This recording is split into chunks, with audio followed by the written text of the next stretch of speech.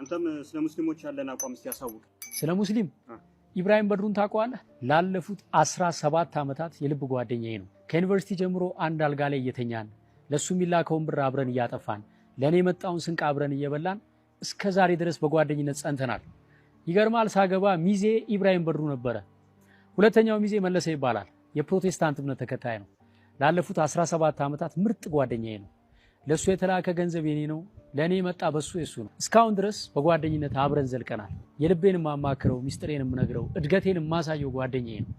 ኢትዮጵያዊ ሆነ ስለ ሙስሊም ያለህን አቋም ንገረኝ ስትል ትንሽ አታፍርም? ኢትዮጵያዊ ስትሆን የሌላውን ሃይማኖት አክብረ ሌላውን ወደ የራስህን ደግሞ አምነህ አምልከህ ትኖራለህ። አሁን እኮ ችግር የፈጠሩብን በየቲክቶኩ እየመጡ ቤተ እምነቱ ሳይወክላቸው የቤተ እምነቱ ተቆርቋሪ ነን፣ ተከራካሪ ነን፣ አስተማሪ ነን የሚሉ ሰዎች ናቸው። ምንም የሚያውቁት ነገር የለም።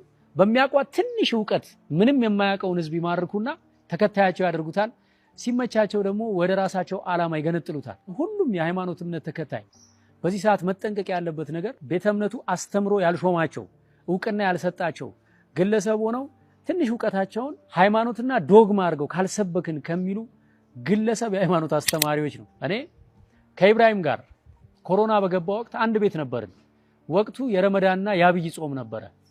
ሁለታችንም በአንድ ቤት ጾመን ሰዓት ሲደርስ እኛ ሳሎኑን ለሱ ለቀንለት ሰርቪስ ውስጥ ሄደን ውዳሴ ማርያም እናደርስ ነበር። እሱ ሳሎን ውስጥ በሰዓቱ ሶላት ይሰግዳል። በኋላ ግን ሁለታችንም በአንድ ትሪ አብረን ማዕድ እየበላን እኔ ለሱ እየጸለይኩኝ እሱ ለኔ እየጸለየ ነው በጓደኝነት የምንኖረው። ሁሉም ያመነበትን ይኖራል። ሁሉም መልካም ነው ያለውን ለወንድሙ ይመኛል።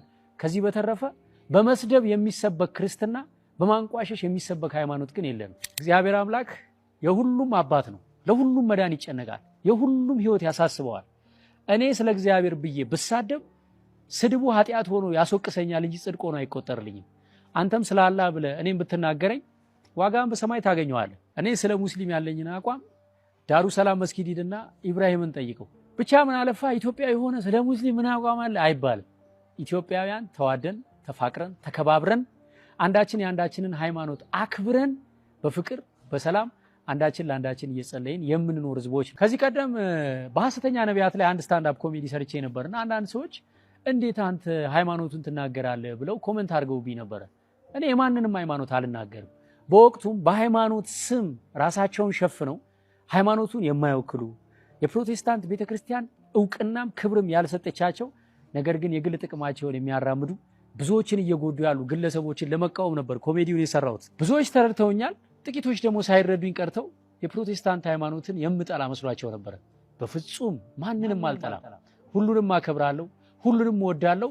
የራሴን ኦርቶዶክስ ተዋህዶ ሃይማኖትን ግን ያለ ጥርጥርና በንጹህ ልቤ አመልካለሁ። ይህንን ቪዲዮ ለሌላ ሃይማኖት ተከታዮች በሙሉ ሼር አድርጉልኝ። ሐሳቡን ከወደዳችሁት ላይክ አድርጉ። የእናንተን ሐሳብ ግን ጻፉልኝ። ምን ታስባላችሁ? ያወራሁትን ነገር መተቸትም መደገፍም ይቻላል። ነገር ግን ሌሎችን በማዋረድ የምትከብር ኦርቶዶክሳዊ ሃይማኖት እንደሌለችን ዓለም ያውቃል። በዚህ አጋጣሚ በስሜ ማለት ነው በቲክቶክ ፔጆች ያላልኩትን ለማስመሰል ፎቶዬን ተጠቅመው እከሌን እንደዚህ ብያለሁ፣ አቋሜ እንደዚህ ነው፣ ከከሌ ጎን ቆሜያለሁ እያሉ የሚፖስቱ ሰዎች አሉ። በጣም ልክ አይደሉም። አይ ዶንት ኖ ቪው እና ሽርፍራፊ ሳንቲም ያተርፉ ይሆናል። ነገር ግን ጉዳቱ የጋራ ነው። ኮሜዲያን እሸቱ መለሰ ስለ ሀገራችንም ሆነ ስለ ትውልድ የምትሰራቸውን ስራ ሁላችንም አክባሪ ነን፣ እንወዳለን። እግዚአብሔር አምላክ ጸጋውን ያብዛልን። በነገራችን ላይ ሰሞኑን የተናገርከው አንድ ንግግር ግን በፍጹም በምንም አይነት ሚዛን ልክ ሊሆን አይችልም። አንደኛ በየትኛውም መንገድ በስድብ የሚቆም አምላክ ወይም ደግሞ በስድብ ሌሎችን በመሳደብ የምንሰብከው እግዚአብሔር የለንም ብለሃል። እውነት ነው፣ ትክክል ነው፣ ምንም ጥያቄ የለውም። ግን ጥያቄው ምንድነው? እዚህ ጋር ማነው በስድብ እግዚአብሔርን ለመስበክ የሞከረው ወይም ደግሞ በመሳደብ እግዚአብሔር ሊያቆም የሞከረው ማነው ነው? ማንም የለም። ኦኬ፣ ቤተክርስቲያን የቆመችው በከበረ የደም ዋጋ ነው የቆመችው። ኦኬ፣ ይህንን ልንረዳ ይገባል። ሁለተኛ ነገር ደግሞ ተራ ቲክታከሮች ብለህ ያልካቸው እነዚህ ቤተክርስቲያን ያላከቻቸው እንዲያስተምሩ ያልተላኩ ምናምን ብለህ ያልካቸው ብዙዎች ነፍሳቸው ከመናወጽ ብዙዎች ወደ ስህተት ጎዳና ከመሄድ ኦኬ ባሉበት እንዲጸኑ ያደረጉ ናቸው። እሺ ብዙዎችም ደግሞ ከድቅድቁ ጨለማ ወደሚደነቅ ብርሃን እንዲመጡ ምክንያት የሆኑ ናቸው። ማንም ሰው በራሱ ይተጋል፣ እግዚአብሔር ደግሞ እርሱ ላይ ይጠቀምበታል። እግዚአብሔር የሚጠቀምባቸው ምርጥ ባሪያዎች ናቸው እህቶችና ወንድሞች። አንተ ተራ ማንም የሚያባል ማን ብለህ ያልካቸው ማለት ነው ሲቀጥል 17 ዓመት ሙሉ ጓደኛ እንደነበረ የነገርከን ኢብራሂም እንግዲህ የሰርግህ አንደኛ ሚዜ እንደነበረ የነገርከን ኢብራሂም አንድም ቦታ ላይ ወጥቶ እናንተ ሙስሊሞች የክርስቲያኖችን አምላክ ስለምትሳደቡ ትክክል አይደላችሁም ብሎ ግን ሲናገር አልሰማነው። አንተ ግን ወጥተህ ባልገባህ ባልተረዳኸው ነገር መጥተህ ኦኬ እንደዚህ ለመናገር በቃ ማለት ነው። ለምንድን ነው አሁን ደርሶ ልክ ምንም ባልገባችሁ ነገር እንደው ደርሳችሁ አንድነት ሰባኪ ደርሳችሁ እንደው ሀገር ወዳድ እንደው በሁሉም ጋር ተወዳጅ ለመሆኑ የምትጥሩት? ይህ ለኢትዮጵያ ሕዝብ የሚነገረው አይደለም። እኔ ሙስሊም ጓደኞች አሉኝ፣ አብሮ አደጎች አሉኝ።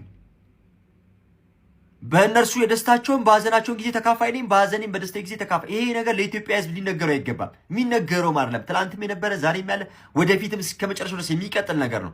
አንድ ሀገር አለን። አዎ የአንድ ሀገር ህዝቦች ወንድማማች ይባላል። ወንድሞች እናቶች አሉኝ። ትክክል። አንድ ሃይማኖት ግን የለንም። እኔም ደግሞ የምወደው የማፈቅረው ኦኬ እድንበታለሁ ብዬ የምከተለው ደግሞ ሃይማኖት አለኝ። እርሱም ደግሞ እኔም እንዲነካ ደግሞ አልፈልግም ማለት ነው። ስለዚህ ባልገባህ ነገር ባልተረዳው ነገር ሀሳብ ሰጥተሃልና ወንድሜ እሸት ሆይ ምናልባት ወዳጆቹ ጓደኞቹ ናችሁ ሰዎች ባልተረዳው ነገር ሀሳብና አስተያየት እንደሰጠ እንዲረዳ ምናልባት ደግሞ እናንተም ደግሞ ከክርስቲያኖች ወገን ያለውን ደግሞ አሳዩት። ልታሳዩ ደግሞ ግድ ስለሚልም ማለት ነው። ይሄ ነገር አላየውም የሚል ከሆነ እንዲያይ ደግሞ እናንተ ደግሞ እንድታሳዩት ደግሞ እኔ ደግሞ እጠይቃችኋለሁ። ሲቀጥል ለሙስሊሞች ደግሞ አንድ መልእክት አለኝ። አንድ ቦታም ላይ እፎይ የተሳደበበት ቦታ ወይም እፎይ እንደው ያለ አግባብ እንዲህ ተናግሯል ብላችሁ የምትሉት ካለ በማስረጃ አሳዩን። እኛ ደግሞ እንላችኋለን አንድም ቦታ ላይ ያለ ማስረጃ ያወራው ነገር የለም። ስለዚህ የምትከሱት ክሳችሁ ልክ ሊሆን አይችልም ማለት ነው። ያለ ማስረጃ ያወራበት ቦታ ላይ ካለ አምጡና አሳዩን። እኛ ደግሞ እሱን ደግሞ እንወቅሰዋለን ማለት ነው። ለምን? ትክክል ስላልሆነ ያለ ማስረጃ ያለ ምንም አይነት ንባብ ማውራት ትክክል ስለማይሆን ይህ በራሱ የሐሰት ክስ ስለሚሆን እንደዚህ ደግሞ ትክክል አይሆንም። ያኔ ነው በሐሰት የምንመሰክርለት አምላክ የለንም የምንለው። ስለዚህ እናንተ ለመሳሳታችሁ ያወጣና ያሳያችሁ ከምንድን ነው? ከመጽሐፍቶቻችሁ። ይህንን ግን የጀመራችሁት እነማን ናችሁ እናንተ? እኛ እኮ አንድም እኮ እንደዚህ አይነት ኮሌጆች የለንም እኮ። በእስልምና ላይ እኮ የሚሰጥ እኮ ትምህርት እኮ የለንም እኮ ስቲል እስካሁን ድረስ አንድም ትምህርት የለንም እኮ። እናንተ ግን ስንት ኮሌጅ እንዳላችሁና አናውቀውም እንዴ? ስንት መጽሐፍት እንጻፋችሁ አናውቅም? መጽሐፍቶቻችሁ መመልከት እንችላለን። ስለዚህ እውነት ለመናገር እንደዚህ ነገሮችን የጀመራችሁት እናንተ ኡስታዞቻችሁ ናችሁ እኮ። ክርስቶስን እንደዚህ ያዋረዳችሁት መስሏችሁ ለማዋረድ የዚህን ያክል ርቀት ሄዳችሁት እናንተ ነበራችሁ። ስለዚህ በማስረጃ አውጡ፣ አሳዩ። ያን ሰዓት ላይ እንዋቀሳለን። ኦኬ፣ ይሄ በሌለበት ሲቀጥል ደግሞ ወንድሜ እሸቱ ነገሩን ባልተረዳህበት ባልገባህ ባላወቅከው ነገር ላይ መታ ሀሳብ አስተያየት ሰጥተሃልና ንግግርህን ደግመህ ብታጤነው ደስ ይለኛል። ሁላችሁም ሼር ሪፖስት